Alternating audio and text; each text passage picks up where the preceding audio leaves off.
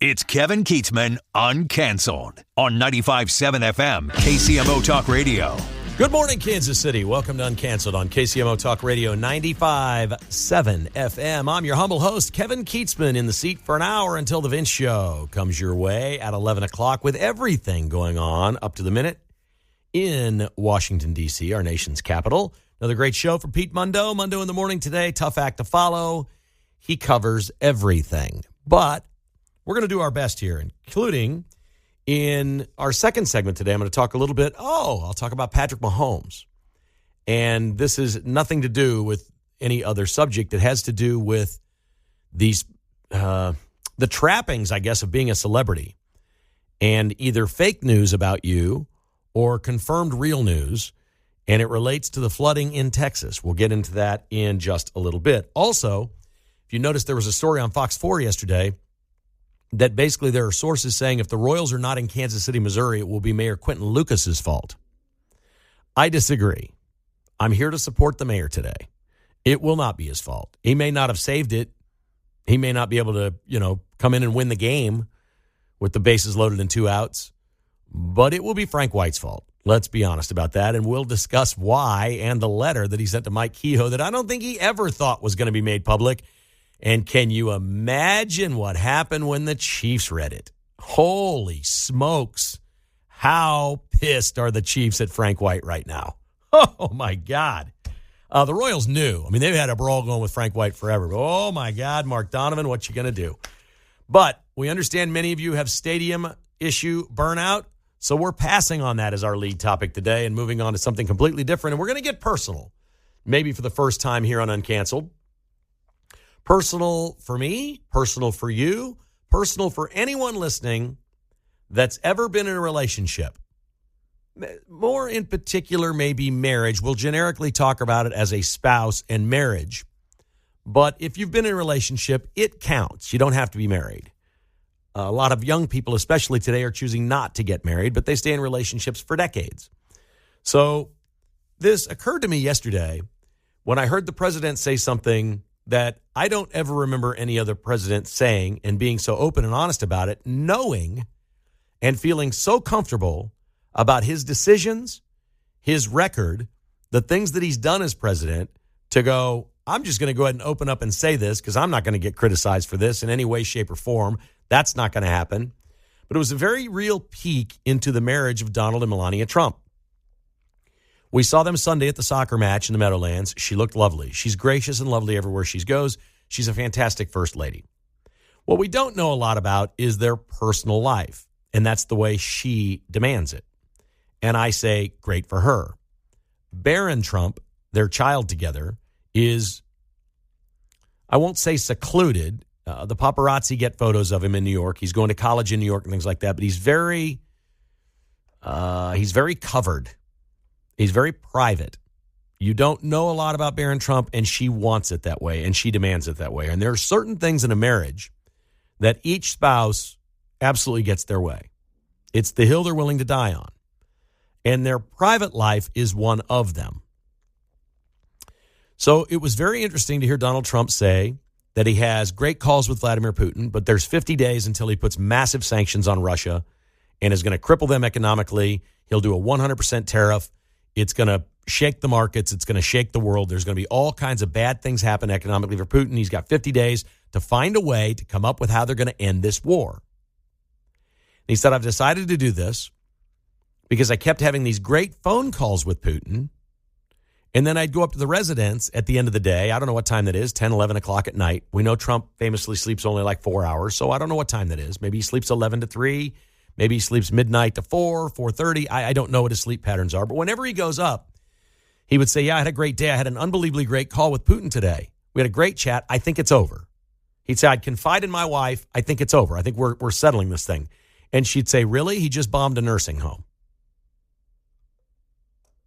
And Trump would go, what, really? Son of a... So when you think about this, Trump's getting tough now with Russia. He's no longer particularly optimistic it's going to end. He's agreed to send Patriot missile defense systems that Europe will pay for, but we will provide. So we're selling arms to the Europeans to support Ukraine, which is a much better way at this point for us to have anything to do with any of this. is not for us to take taxpayer dollars and do this. All right? You send them to Europe, they buy them, and they can hand them to Ukraine any way they want to do it. So his policy's changed. And we may not like his policy, but my policy's been very simple. I'm sick of my money funding that war. I hate to be selfish, but I'm an American voter, an American citizen, and I don't want my money funding that war. I really don't care that much about Russia or Ukraine. Sorry, it's not my regional conflict. I know this was all part of the Soviet Union, and Putin wants the Soviet Union back, and maybe it's a 100-year thing where the next leader in Russia will do the same thing and same thing and same thing, and maybe they'll try to conquer all of it. I'm still not sure how that's our war. I'm not. We've been pretty good trading partners and business partners with Russia. At times, we've had open countries where we can visit one another, travel. Bernie Sanders took a honeymoon to the Soviet Union, for crying out loud. I don't know why we're involved in all the conflicts, and that's one of the real tenets now of people like us. We vote against wars. We vote against American intervention. We vote for America being so strong that no matter what happens, we can defend ourselves. And as Trump has said, I'm not sure if we got in a war if NATO would be with us. He said, I know the United Kingdom will be with us, but I don't know about the other countries. Well, I think he's trying to break NATO up as well, which maybe isn't the worst thing for the United States. They're not great to us. And if NATO is somehow entangling us with Ukraine against Russia, that's bad policy. So it brought up the thought in my head, what it's like to be president, and is it any different than being a podcaster or a producer and engineer and all the great things Mark does for the show, or whatever it is that you do for a living, whether you're in sales, have a small business, you're in marketing, whatever it may be. What's the value of a spouse and the decisions that you make every day in your professional life? And something came up last week in my world, and it doesn't happen very often. My wife and I are partners in our podcast company. It's successful. It's just the two of us. We made a decision a long time ago. We don't want employees, and we don't want to grow it. We like it as our own. There are certain things she knows about the business far better than I do. She's been a sales rep, things like that for a long period of time, and I'll defer to her on those. I can count on one hand over the last 25 years how many times she said anything to me about programming, about what should be on the show. She'll say, oh, I like that, or I didn't like that, or my friends like this or didn't like that. There'll be that. But she said last week, after I said what I said about Patrick Mahomes, I should be your producer. And my response was, thank God you're not, because if you had been, I wouldn't be here today and you wouldn't be living in this house right now. Because part of this job is the honesty and saying things that get people interested in listening and talking about what it is that you're doing on the radio. I'm not talking about Jerry Springer and creating a show that is nothing but controversy. But as we get personal today, I'd love to hear from you what you would do with your spouse. If you were president, what kind of thoughts would you take from the first lady, or the other way around, the first gentleman, and say, you know what, I should be thinking about that as president of the United States? Because we put something different on the president. We just watched Jill Biden maybe even run the White House. Certainly there are stories that her lead assistant was running, her chief of staff was running the White House. We know that she was involved in cabinet meetings. That's too far for me. But there's something really important about a spouse and something great about a woman, and in particular, Melania Trump. For her to say, I still have a private life, and I am not bogged down in this swamp, in this deep state. And I know you are, and I know you're down there for 14 hours a day, and then you come up here and you say things like, I just had another great call with Putin. I think this thing's going to end. And I have to remind you, they just bombed a nursing home overnight. There's real value in that. When you're in a room with a handful of advisors and they're all thinking kind of the same thing about Russia and Ukraine, and they're all policy wonks, and they're all politicians, and they're all looking at polling, there's something incredibly valuable in life about that life partner, that spouse, that person that sees what you do differently than you do. And Trump got some of that with Putin and Russia. Now, unfortunately for me, I don't want us more involved in this. Apparently, Melania does. I think she's probably pushing her husband to get involved and do something really severe to make Russia stop. I don't. I think that could lead to World War III. I think it could lead to havoc and chaos all around the world that we just flat don't need. I'd like to stay out. I know Trump wants to stay out. I'm not sure about Melania. She's obviously originally from the region, has dogs in the fight, understands it probably extremely well. But, man, I love the fact that we talk about the institution of marriage in this country. It's a good thing. A spouse, especially a different gendered spouse, can really lend something important to their spouse in their career. It happens all the time. Maybe it happens in your world. Maybe it doesn't. What's too much? What would you listen to? What wouldn't you listen to? Again, it's only been a half dozen times Jessica's ever brought anything up with me about content or producing the show or whatever, and I quickly swatted this one away, and I was like, no, that's if your path to success in talk radio or podcasting or whatever is to put on the most average, stale, flat, uninteresting content possible, you will fail. You will fail. I don't think I'm a very controversial guy, and I don't think what I said last week was very controversial at all. For crying out loud, it was a sports take. I'm sitting here talking to you about a war between Russia and Ukraine. So it was a sports take. By definition, a sports take cannot be that controversial unless you call somebody, the N-word or something crazy like that. Then you got a problem on your hands.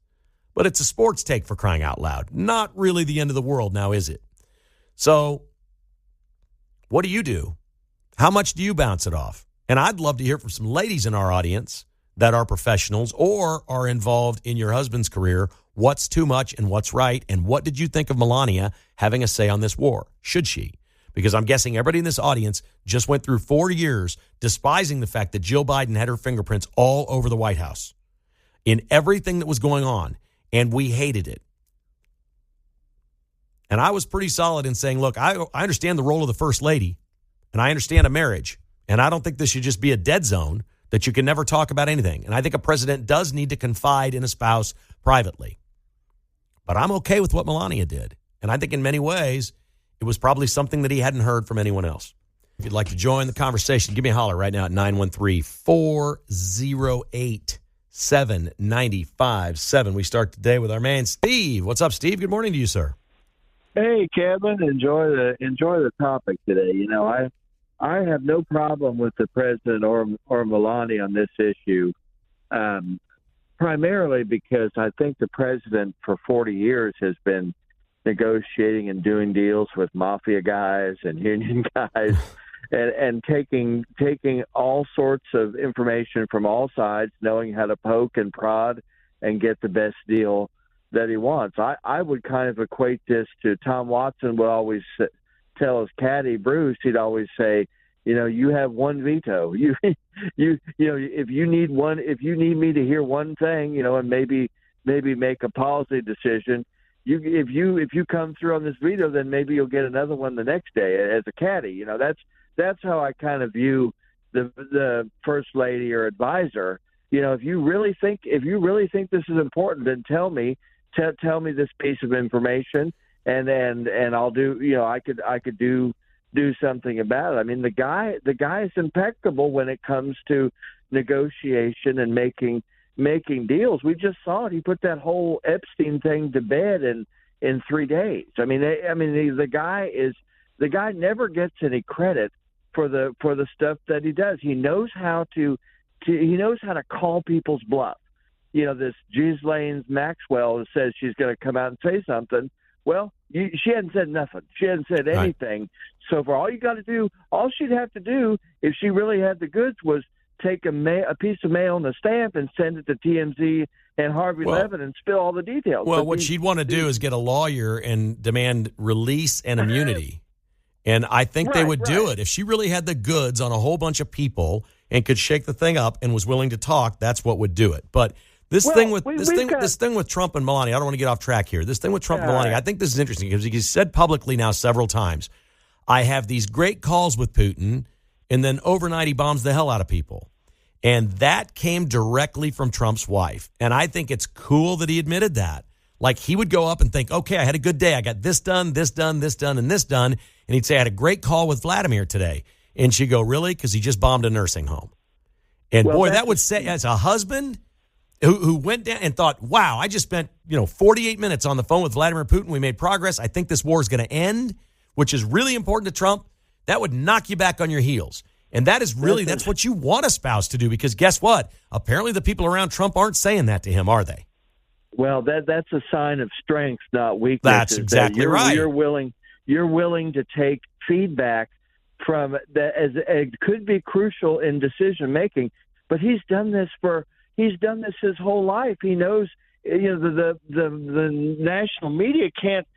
I mean, they can't figure this out. This guy, he's a wizard when it comes to what's going to hit Putin is gas revenue and tariff revenue, and that's going to bring him to his knees, just like hopefully it won't get to Gorbachev or whatever, back in the day. Awesome so you call, just Stephen. Watch. Yep. You watch. He's going to ace this. Okay, buddy. Thank you. I appreciate it as always. I appreciate the call.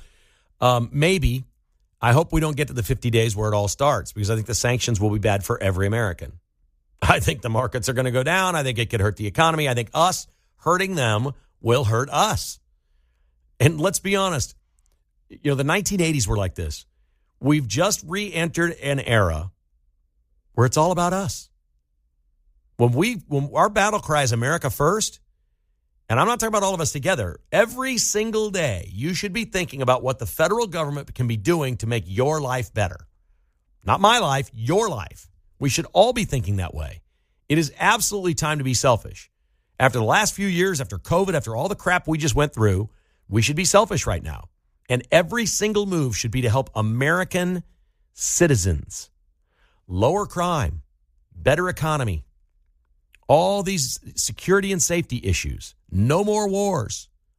We've talked about it till we're blue in the face. And this threatens that. And I was surprised he said 50 days. That seems like a long time. To threaten sanctions 50 days away seems like a long time. I think he knows this is complicated and hard. Here's the problem. Trump may finally be in an unwinnable situation. Vladimir Putin can take Ukraine. If he stays with this, he can have the entire country. And I think everybody knows it. Russia can take it. It may take 3 or 4 years. It may take 7 years. Doesn't seem like it bothers Putin that much. He's losing hundreds of thousands, if not millions of young people dying in this conflict, but he doesn't seem to care. He wants it so badly. Maybe Trump's finally in the thing right now that you can't stop Putin. That he started, he's looking at the loss of life, and he wants to justify it to all those people who lost a loved one and say, we won this. We got our homeland back, which is what they believe, that much of that land is Mother Russia, that it is not Ukraine. It's Russia, and it belongs to Russia, and that's what they believe. It's going to be hard to talk an awful lot of them out of it.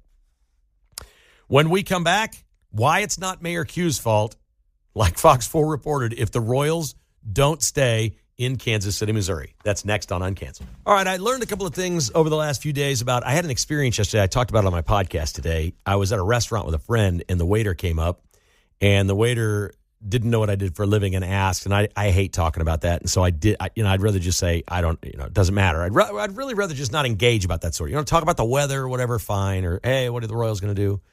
Something like that. But it got outed, and we started talking, and I quickly recognized that he was a liberal, and my friend that I was with is not conservative. And I said, the guy just had to know what my podcast was about. And I said, well, my tagline is sports, politics, and life. And I say and life because it can be anything. And he goes, politics? And I said, look, dude, I'm on the Trump train. If that offends you, whatever. He's like, oh, okay. He came back a couple minutes later. He was a chatty guy, and he started talking about, whatever. I said, dude, you're a waiter. You get your first $25,000 in tips tax-free. And he's like, oh, yeah, if it ever happens. And even if it does, that'll be next year. I said, dude, it's law. It's law. So I went in to look this up. And the two people I were with next year, because the friend of mine and his wife are both Social Security age, between them could be saving almost $17,000 in taxes next year because of the big, beautiful bill, and neither one of them likes it. I don't know what to do with these people. I don't. First of all, they don't think it's going to happen. They don't believe it. So I started researching the no tax on tips, no tax on overtime, no tax on Social Security. I didn't know this until after that happened, and I started researching it. This thing goes into effect, and it sunsets in 2028, which means it becomes a presidential campaign issue, which is just fantastic. So let's say it's Vance or DeSantis or whomever is out there up against what? Gavin Newsom or Josh Shapiro in Pennsylvania? Shapiro's the guy that scares me, not Newsom, because he could win Pennsylvania. That means the Democrat is going to have to do one of two things, and neither one of them's worth a darn. They're going to have to say, I want to continue no tax on tips, no tax on overtime, no tax on Social Security, essentially saying, I agree with Trump, which we've yet to hear a Democrat say. Or they're going to have to say, this has got to end. We got to tax these people. We got to tax these 65-year-olds on Social Security. We got to tax these people working overtime. And we got to tax these servers out there. I don't know why I didn't know that. Is that like common knowledge? Mark, did you know that about this? I didn't. I hadn't looked into it that closely. Brilliant. Yeah. I just assumed it's law. You'd have to overturn it, keep it forever. Mm-hmm. That would, of course, be better for the American people. So This is Republicans playing politics like Democrats. They know this will be a feather in their cap in 2028. I would say that's a smart move. Of course. Yes. And I just flat didn't know it. It happened on a day where Fox 4 reported multiple sources saying if the Royals leave Kansas City, Missouri, it will be blamed on Mayor Quentin Lucas. And I appreciate those people having that opinion, but I'm going to respectfully disagree. Who's the source? Frank White? It's Malik Jackson, right, at Fox 4 did the story? Who's the source? The source has got to be Frank White. There could only be one person in this town that would blame Mayor Quentin Lucas over Frank White, and that would be Frank White. Or his camp, Yeah, of course. I don't even understand this at all, how it could be Mayor Q's fault more than Frank White. I keep saying this. I think I could be friends with Mayor Q. I do. The more I listen, the more I think we'd be friends. I think we'd agree on a lot of things and have a lot of things in common in our interests, particularly sports and Kansas City and things like that. I think he'd probably think of me as an old geezer, and I'd think of him as a young punk. But other than that, whatever. I think it'd be pretty good. But you can't blame the mayor. That's not where the money is. Jackson County's been funding that sports complex since the 60s. Frank White says it's some $50 million a year they're tossing in. So what we learn on the same day that it's supposed to be Mayor Q's fault, again, not inaccurate reporting. I'm not disputing the report. I'm certainly not disputing that there are sources telling Fox 4 that information. But we got a Sunshine Act letter that was exposed from Frank White to the governor of the state of Missouri, Mike Kehoe. And Frank White says, I have a plan. We're going to continue the 3/8 cent sales tax in Jackson County, except instead of giving half to the Royals and half to the Chiefs, we're going to give none to the Royals and 2/3 to other entities. Let me repeat that again because math on radio is mind-bogglingly stupid things for hosts to do, but I've been known to be stupid. 3/8 cent sales tax, millions of dollars a year, okay? It goes into a hopper. The Royals get half, the Chiefs get half. That's the way it's gone on forever. That's just been it. We voted on extending that a year and a half ago, and it failed miserably. So what does Frank White want to do?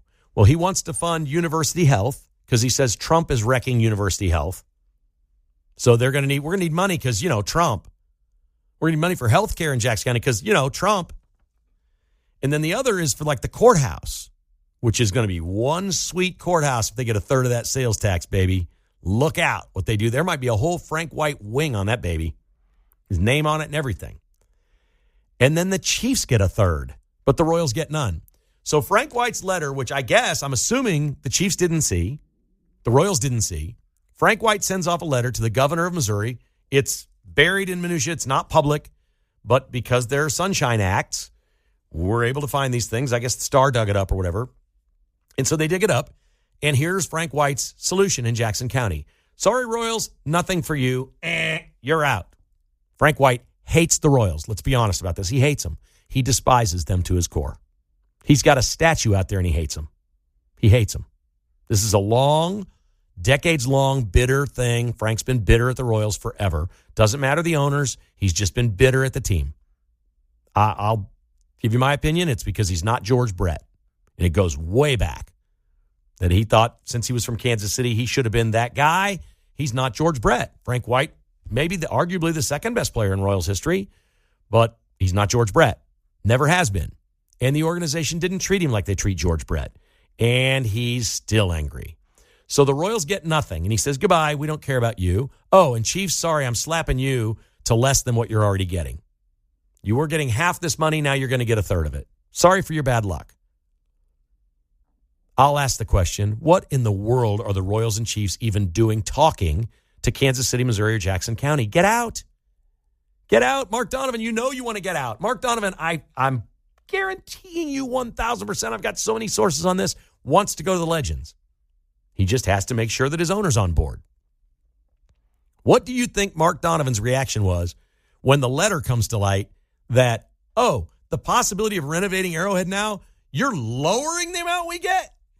We're going to renovate, and we're getting more money today with this old stadium. We're getting more money today, right now, than we will get for the new one. Your plan to keep us here is to give us less. What are you doing, Donovan? You're smarter than this. Clark, what on earth are these owners doing? Just publicly come out and say, we've eliminated Jackson County and Kansas City, Missouri. It's over. These people are clowns. Mayor Q doesn't like Emmanuel Cleaver. These people don't like each other. They all hate Frank White. We got 3 Democrat black male politicians that all want to be like the man around here. And they're fighting over this. And I don't even think they like each other at all. I know Frank White's a problem for both of them. But I also think Mayor Q wants Emmanuel Cleaver's spot. How do you think this is going? This is what the Royals and Chiefs want to stick around with? Do you want to stay in that political climate? You got 3 alpha males trying to pee on the same fire hydrant. What in the world, Royals and Chiefs? Get out. Hold a joint news conference. We thank you for 50 years of excellent treatment, but my God, this is a crap show. Y'all are done. Thank you, Governor Kehoe, for getting involved. We respect you. Thank you, Ty Masterson in the Kansas Senate for taking the lead in the state of Kansas. We'll work with these 2 entities and figure something out. It's going to be fine. We're not leaving the area, but boy, we're sure leaving Jackson County and Kansas City, Missouri. Y'all don't run things very well in Kansas City, Missouri or Jackson County. You're kowtowing to too many special interests. You have too many, pay no rent or whatever that thing is. What's that thing called down there? Pay No Rent is a song by Turnpike Troubadours. It's actually very good. What is it called? The Lower Rents Group. You know what I'm talking about, right, Mark? The rent people? Yeah. You know what I'm talking about? Yeah. They got involved in killing the Royals thing. Mm-hmm. KC Tenants.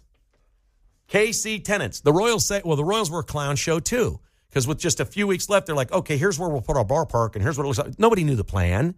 They just wanted to pass something. Nobody knew the plan. And then KC Tenants was like, what's our cut? And then the heavies are like, where's our cut? And everybody wants their cut at the last minute. And all this news gets out that everybody's hand is in the cookie jar, because of course it is. It's Kansas City, Missouri, and it's Jackson County. I think of the 3 between Cleaver, White, and Mayor Q. This is easy for me. Mayor Q is the best of the 3. Do with that what you will, but he's the best of the 3. And I don't think it's close. I think Cleaver's checked out and acting nutty as the day is long. I think Frank White should never have been in this position. It is absolutely remarkable that he got into a position like that, because he was never qualified for this position, and it shows. And if that's what leadership is, and we've got a recall election, and it is a constant battle cry of nonsense, what are the Royals and Chiefs thinking? I don't even know how. It is a miracle. Mayor Q should get up every day, and if your criticism is of him, and if the Royals leave, it's his fault, he should wake up every day and thank his lucky stars that they're still involved in this somehow. I mean, this is one of the all-time great long shots, that this county and this city could have done as many things as they've done over the last 3.5 years to say, we don't want you, and we don't know how to keep you, and even if we did, we'd botch that, and yet you're still considering it, theoretically, is mind-boggling. There are better places in this community for these ballparks, for the owners. They're after their money. They want their money. Nobody else cares. There are some people in Kansas City, Missouri, that don't want to see somebody go to Kansas City, Kansas. I get that. Nobody in America cares. Sports teams are not in the city that's on their jersey. In fact, it's kind of rare. Where were the Braves last night? Marietta? We're watching the Home Run Derby. The Marietta Braves? No, it's the Atlanta Braves. Okay? It'll still be the Kansas City Royals, even if they're in Clay County. It'll still be the Kansas City Chiefs, even if they're in Kansas. Nobody outside here knows. This is petty, stupid stuff that Kansas Cityans shouldn't be worrying about. Let's get the best spots, the best locations, and the best ballparks for our team. And for God's sake, get away from Jackson County. Run from it, Royals and Chiefs. Run run from Jackson County at all costs. Hey, this is the last week for our online auction with our friends at Window World. They do an autism fundraiser every year. They've raised over $2 million for Action for Autism. And what John Gillette does at Window World every year as part of his auction, he has an online auction where he gives away a $50,000 home makeover, which is everything. It'd be windows, siding, doors, soffits, gutters, downspouts, you name it, anything up to $50,000 worth to remodel, renovate, or whatever with a home. It could be your home. You could be in that industry and do it, or anybody you know that needs something like that. And they bid it online. Right now, the leading bid is only $16,000 for a $50,000 home makeover. You go to windowskansascity.com and place your bid if you're interested in that. Or if you're in the industry, tell your friends about this. We're trying to raise as much as we can for Action for Autism. Last year, it went for $24,000. Like literally somebody spent $24,000 and got $50,000 worth of makeover on their home. John Gillette donates all of it. Every nickel in the winning bid goes straight to the charity. It's just straight donation to Action for Autism, which is awesome. So please, if you get a chance, if that sounds interesting to you or somebody that you know, mention it to them, windowskansascity.com. All right, let's ask this of Mark on what he would do. The state of Florida, apparently, and Miami Northwestern High School has suspended former NFL quarterback Teddy Bridgewater from being the coach at the high school for impermissible benefits to his players. Teddy Bridgewater's a wealthy man. He made a lot of money in the NFL.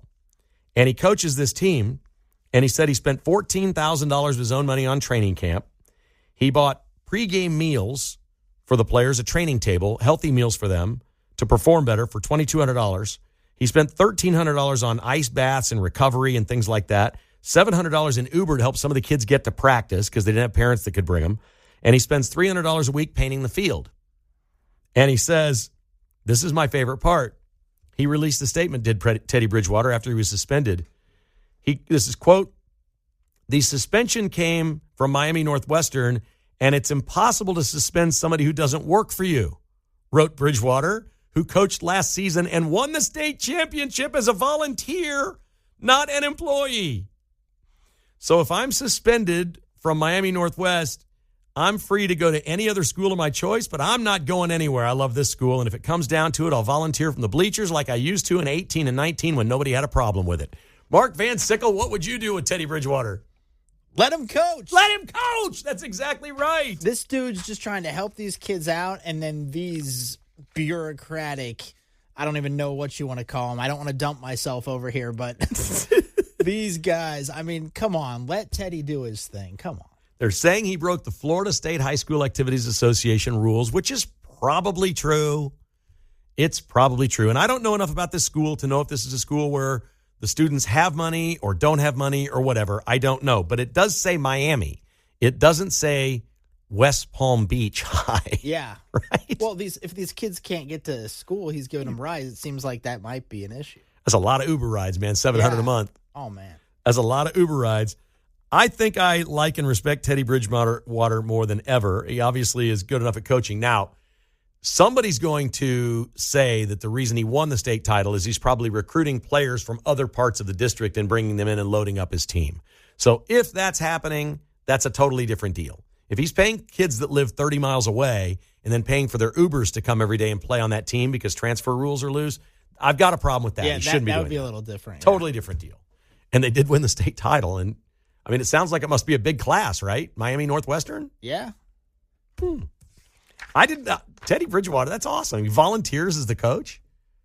It's pretty sweet. Could probably use a lot more of that, couldn't we? Do you remember the movie The Naked Gun? I have not actually seen I know what it is, but I've never seen it. Okay, they're old. They're way back.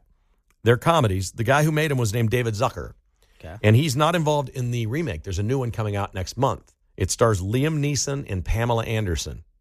Weird little tandem. But anyway, David Zucker came out this week, and they were asked, hey, what do you think about the remake? He goes, hey, I didn't have anything to do with it. I'm all for it. We created a franchise. I'm sure he makes some money off it because it was his franchise. He did all the Police Squad and Naked Gun movies. They were very successful and very funny, with Leslie Nielsen as the star in those. And he was asked about politics. And he's like, well, I just think funny is funny and free speech is free speech. And they go, so you're a Trump supporter? He goes, you know what? I think Trump is crazy, but I had no choice but to vote for him. He's not as crazy as the people that want men playing in women's sports. And that's what he said. He goes, literally what I'm watching with men and women's sports would have been a spoof in the Naked Gun movies back in the day. Mm-hmm. Yeah. He said, how can I vote for something like that? So I don't. So here's the deal. Liam Neeson is playing Frank Drebin, who is in the star of Naked Gun, Frank Drebin Jr.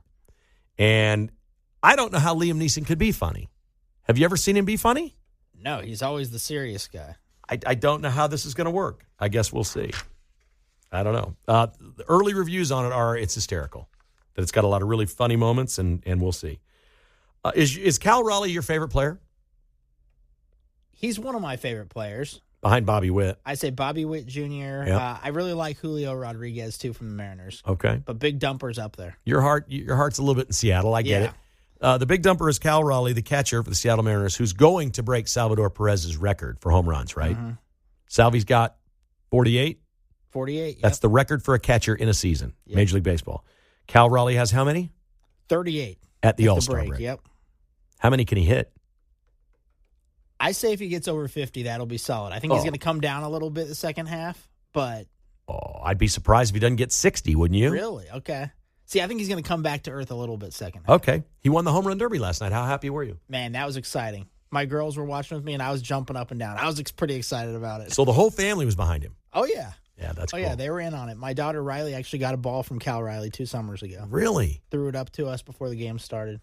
Help me out a little. Why is he called the big dumper? Because he has a big booty. That's it? That's it. That's what that means? Yep. Okay. I thought that was right, or I thought I'd heard that before, but I had to know and I had to make sure. The big dumper. Yep. He's a heck of a catcher, man. He's going to get a big contract, isn't he? He just got one in the offseason. He's going to get another one, isn't he? I was going to say, they got off well. Yeah, they did. How long was it? Any idea? 6-year deal. So it just got him into free agency. He's pretty young, right? Yep. His dad pitched to him last night in the All-Star Home Run Derby? Mm-hmm. Very cool stuff. Go Bobby Witt Jr., win the MVP of the All-Star game. Thanks for listening to Uncanceled. The Vince Show is coming up next.